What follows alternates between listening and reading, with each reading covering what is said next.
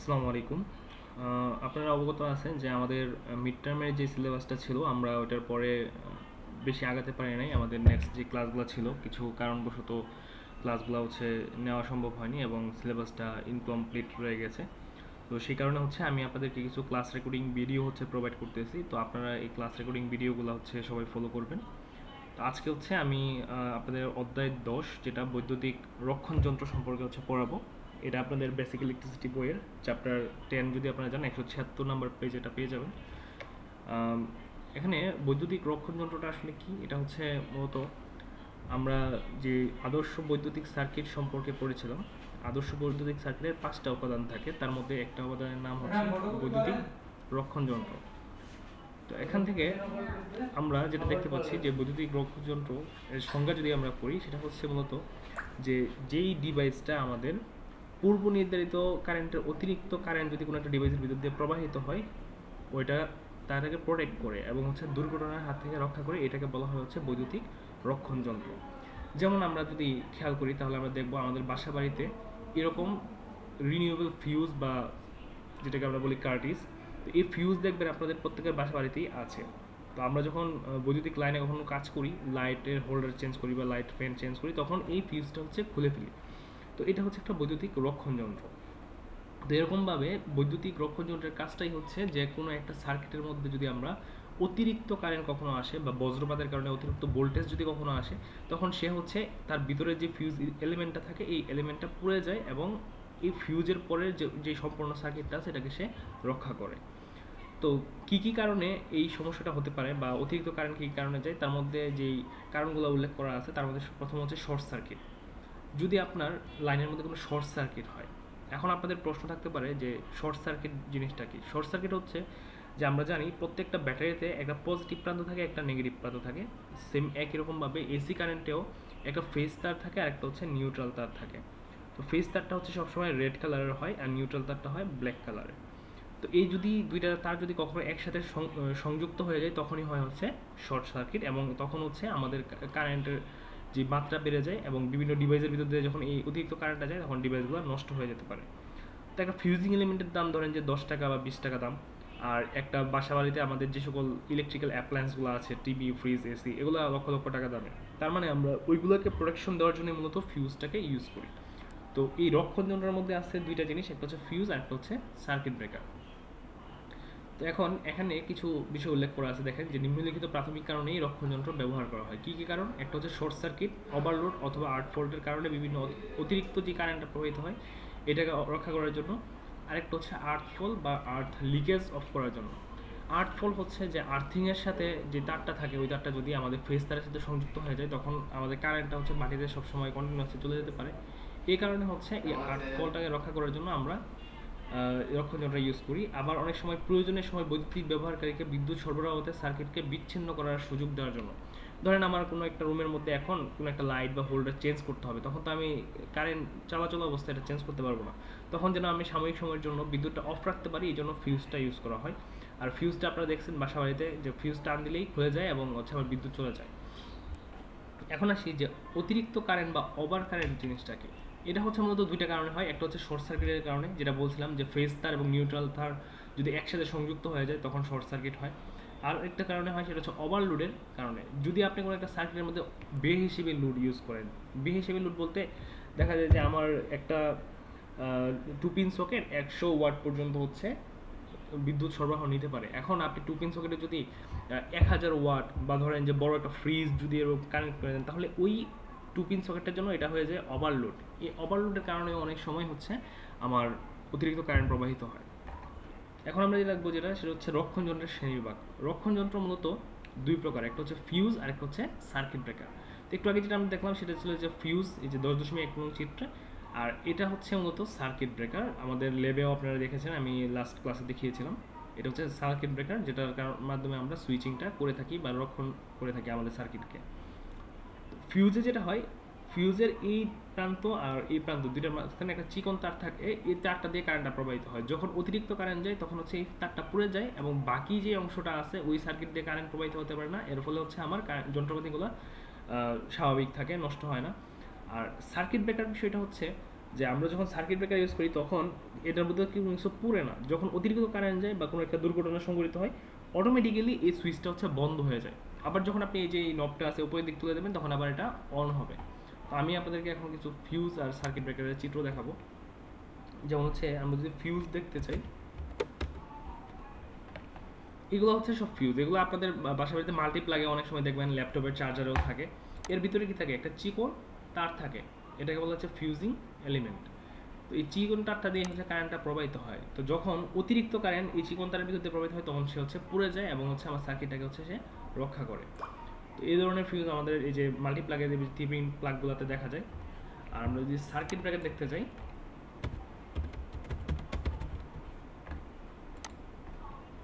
তো সার্কিট ব্রেকারটা হচ্ছে মূলত এই যে এটা এটা আমাদের 501 নাম্বার ল্যাবেও আছে, 501 নাম্বার যে ল্যাব আছে ইলেকট্রিক্যাল ল্যাব এখানেও আছে এটা।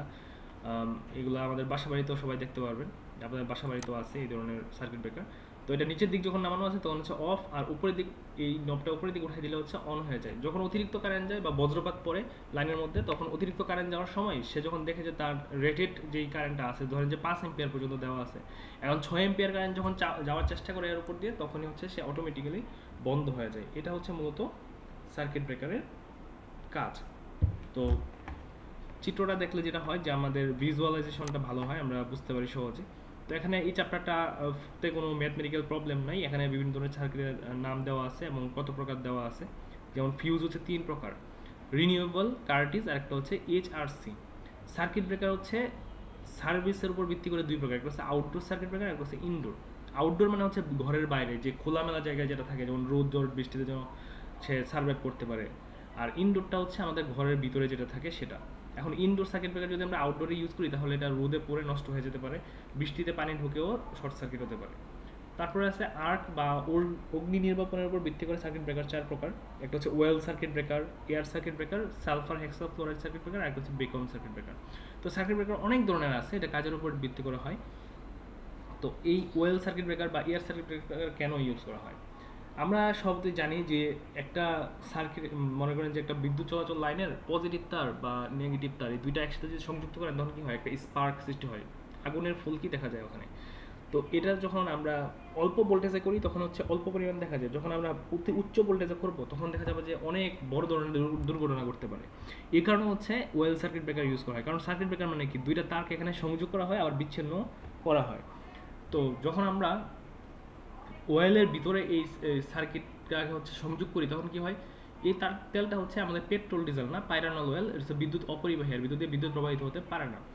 তখন এর ভিতরে ওয়েল সার্কিট ব্রেকারের ভিতরে যেটা হয় যে আর্কটা হচ্ছে তেলের ভিতরে থাকার কারণে আগুনটা বাইরে আসতে পারে না এবং আমরা নিরাপদ থাকি। তো এরকমভাবে আরও আছে, ধরেন যে এয়ার সার্কিট ব্রেকার। হ্যাঁ বলেন। গতকালকে আমি একটু বাইরে ছিলাম, তাই জন্য আপনার এসএমএস সাইন করতে পারি, তো এর জন্য আমাকে আসলাম। দিয়ে যান এখন। আচ্ছা দিয়ে দেবো। হ্যাঁ দিয়ে যান, পরে আবার নিয়ে যান এখন।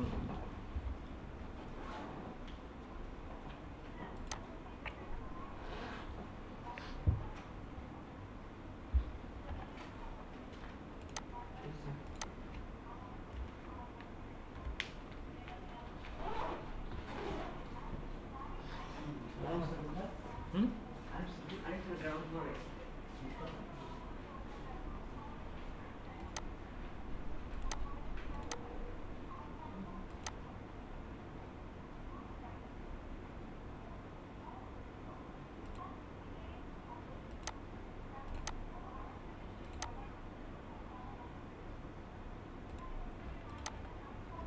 আচ্ছা, তো আমরা যদি পিকচারগুলো দেখতে চাই যে ওয়েল সার্কিট ব্রেকার কীরকম দেখতে হয়, তো আমরা এখান থেকে চাইলে দেখতে পারি ওয়েল সার্কিট ব্রেকার। যে এই যে দেখেন ওয়েল সার্কিট ব্রেকারটা হচ্ছে মূলত এটা, যে এখানে যে আমরা দেখতে পাচ্ছি যে দুইটা লাইন আছে, একটা এই পাশ থেকে আসছে, যে একটা এই পাশ থেকে আর একটা হচ্ছে এই পাশ থেকে। তো সার্কিট ব্রেকার কী হয়, এই দুইটাকে একসাথে সংযুক্ত করা হয়। যে তখন এই দুইটাকে হচ্ছে আমরা সংযুক্ত করতেছি তখন এই প্রান্ত আর এই প্রান্ত এই পাতের মাধ্যমে হচ্ছে এই যে মুভেবল কন্ট্যাক্টের মাধ্যমে কন্ট্যাক্ট হয়। এবং এখানে আমরা দেখতে পাচ্ছি আর্ক দেখা যাচ্ছে, এই যে আর্ক লেখা আছে। তো এই আর্কটা যেন বাইরে আসতে না পারে এই জন্য এটা তেলে নিমজ্জিত অবস্থায় করা হয় এবং হচ্ছে আমরা দুর্ঘটনার হাত থেকে রক্ষা পাই। এখন যদি দেখেন যে 220 ভোল্টের লাইনে আপনি পজিটিভ নেগেটিভ বা 3 ভোল্টের বা 4 ভোল্টের যদি ব্যাটারিতে পজিটিভ নেগেটিভ একসাথে করেন তাহলে একটা স্পার্ক সৃষ্টি হয় খুব ছোট, যখন 1,20,000 ভোল্টেজ বা 11,000 ভোল্টেজে যখন এরকম সংযুক্ত করবেন তখন কিন্তু অনেক বিশাল বড় একটা বিস্ফোরণ ঘটবে। তো এই দুর্ঘটনা থেকে রক্ষা পাওয়ার জন্যই মূলত যে ওয়্যালের ভিতরে হচ্ছে ঘটনাটা ঘটানো হচ্ছে যেন আগুনটা বাইরে আসতে না পারে। এরকমভাবে আরও সার্কিট ব্রেকার আছে, যেরকম আপনার এয়ার সার্কিট ব্রেকার আছে, আমরা এটা পিকচার দেখতে পারি যে এটা হচ্ছে এয়ার সার্কিট ব্রেকার। হ্যাঁ, এটার ভিতরে হচ্ছে মানে মেকানিক্যাল ফাংশনটা হচ্ছে যে বাতাস থাকে এবং বাতাস থেকে হচ্ছে অক্সিজেনটাকে সরায় নেওয়া হয়। আমরা জানি যে অক্সিজেন হচ্ছে আগুন জ্বলতে সহায়তা করে, তো এটার মাধ্যমে হচ্ছে আমাদের অক্সিজেনটাকে সরানোর মাধ্যমে আগুনটা আর এখানে জ্বলতে পারে না, আরটাও সৃষ্টি হতে পারে না। এরকমভাবে হচ্ছে বিভিন্ন ধরনের সার্কিট ব্রেকার আছে, আপনারা এটা পড়বেন, সবাই রিডিং পড়লেই বুঝতে পারবেন। তারপরে হাউস ওয়ারিংয়ে ব্যবহৃত বিভিন্ন ধরনের ফিউজ আছে, যেমন grip fuse, semi enclose, renewable fuse, এই জিনিসগুলো হচ্ছে সবাই একটু রিডিং পড়বেন। আর এখানে রিনিউয়েবল ফিউজের চিত্র সহ কিছু বর্ণনা দেওয়া আছে, আর সার্কিট ব্রেকারের একটা চিত্র আছে এবং এখানে কিছু বর্ণনা আছে। তো পরীক্ষার সময় এখান থেকে প্রশ্ন আসবে, অবশ্যই আসবে, ফিউজ থেকে আসবে, নয়তো সার্কিট ব্রেকার থেকে আসবে। তো সার্কিট ব্রেকার থেকে আসলে আপনারা এখান থেকে হচ্ছে সংক্ষিপ্তভাবে সুন্দরভাবে এটা বর্ণনা করে লিখতে পারবেন। এখানে সম্পূর্ণটা ডিটেলসে বলা আছে, আপনারা রিডিং পড়লেই বুঝতে পারবেন। তো এখানে 10.6 আছে বিদ্যুৎ আঘাত প্রাপ্তি এড়াবার জন্য অবিলম্বিত সতর্কতা। আমরা যদি বিদ্যুৎ যে শক দেয়, তো ইলেকট্রিক শক থেকে বাঁচার জন্য আমরা কী করতে পারি, এখানে কিছু গাইডলাইন দেওয়া আছে, আমরা এগুলো পড়লে বুঝতে পারবো। এবং এটা আমাদের শুধুমাত্র পরীক্ষায় পাশ করার জন্য না, আমাদের দৈনন্দিন জীবনেও এটা জানার দরকার আছে, কীভাবে হচ্ছে আমরা বিদ্যুৎ থেকে সাবধানে থাকতে পারি। তারপর এখানে বৈদ্যুতিক 10.7 আছে বৈদ্যুতিক যন্ত্রপাতি, মেশিন, অ্যাক্সেসরিজ প্রভৃতির ক্ষেত্রে সাবধানতা অবলম্বন। আমরা কী কী সাবধানতা অবলম্বন করতে হবে, যেমন এখানে আমি যদি কয়েকটা বলি। প্রথমেই হচ্ছে ধরেন যে মেইন সুইচ অফ করতে হবে, যদি তা অন অবস্থায় থাকে এবং নাগালের মধ্যে থাকে তবে সরবরাহের সঙ্গে অবশ্যই বিচ্ছিন্ন করতে হবে। তার মানে আমাকে যে কাজগুলো করতে হবে, যে অগ্নিকাণ্ড ঘটলে সর্বপ্রথমই হচ্ছে মেন সুইচ অফ করে দিতে হবে।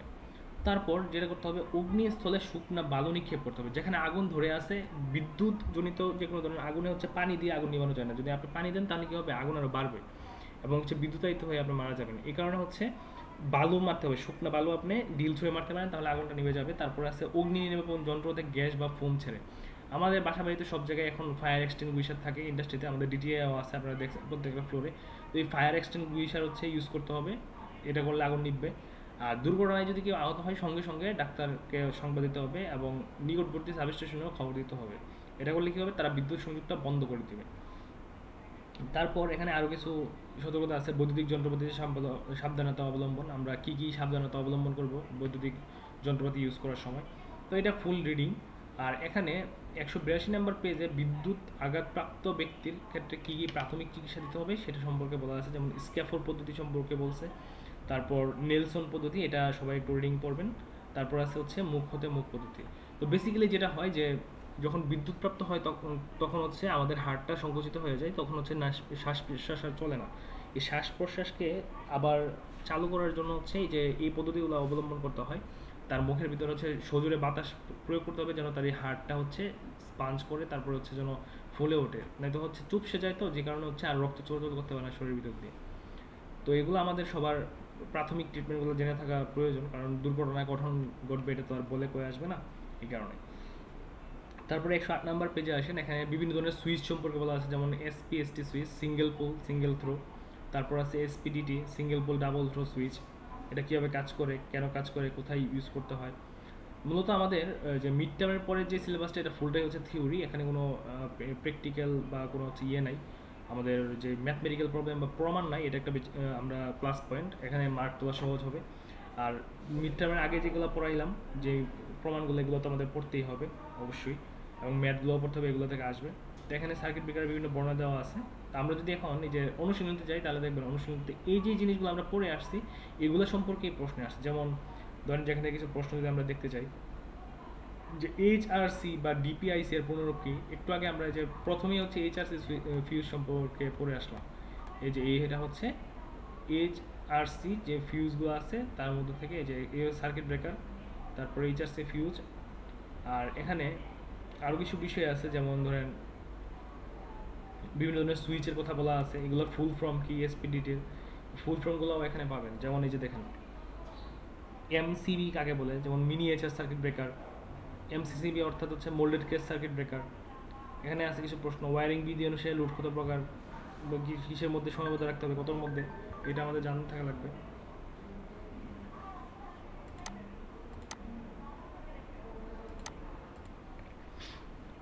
তারপর এখানে আরও কিছু প্রশ্ন আছে, যেমন হচ্ছে ফিউজের তার কী কী পদার্থে তৈরি হয়, যেমন শুধু সীসা বা টিন বা সীসা টিনের সংমিশ্রিত সংকর ধাতু দ্বারা।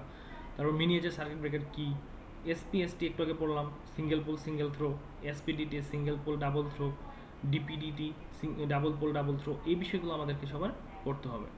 তারপর আছে আপনার সংক্ষিপ্ত প্রশ্নতে আরও এরকম প্রশ্ন আছে, যেমন কী কী কারণে রক্ষণযন্ত্র ব্যবহৃত হয়, এটা আমরা প্রথমেই পড়লাম। প্রোটেক্টিভ ডিভাইস কাকে বলে। তারপর এখানে আছে আপনার যে ফিউজ সার্কিট ব্রেকারের মধ্যে পার্থক্য, এই বিষয়গুলো আমাদেরকে সবাইকে পড়তে হবে এবং এগুলো থেকে প্রশ্ন আসবে। রচনামূলক প্রশ্নের জন্য আমি সাজেশন দিয়ে দিচ্ছি এখান থেকে, এই চ্যাপ্টার থেকেও আমি দিয়েছি সাজেশনে, যেমন হচ্ছে এখান থেকে আপনার পড়তে হবে এটা বিদ্যুৎ আঘাত এড়াবার জন্য কী কী সতর্কতা অবলম্বন করতে হবে, এটা আমাদেরকে পড়তে হবে সবাইকে। তারপর হচ্ছে এইটাও পড়ে রাখতে পারেন যে মিনিয়েচার সার্কিট ব্রেকারের গঠন ও কার্যপ্রণালী, এটা আপনাদের ইয়াতে সাজেশনে পেয়ে যাবেন। তো এই ছিল হচ্ছে চ্যাপ্টার 10। এখানে কোনো ম্যাথমেটিক্যাল প্রবলেম নেই, ফুলটাই হচ্ছে থিওরি এবং খুবই সহজ সুন্দর ভাষায় লেখা আছে। এটা আমাদের প্রত্যেকের দৈনন্দিন জীবনের প্রয়োজন। তো সবাই এটা হচ্ছে ভালোভাবে একবার যদি রিডিং করেন চ্যাপ্টারটা, তারপরে হচ্ছে অনুশীলনীতে এসে প্রশ্নগুলো পড়বেন, দেখবেন যে খুব সহজেই মনে রাখতে পারতেছেন এবং পরীক্ষার খাতায় সুন্দরভাবে লিখতে পারবেন আশা করা যায়। থ্যাংক ইউ সবাইকে, আসসালামু আলাইকুম।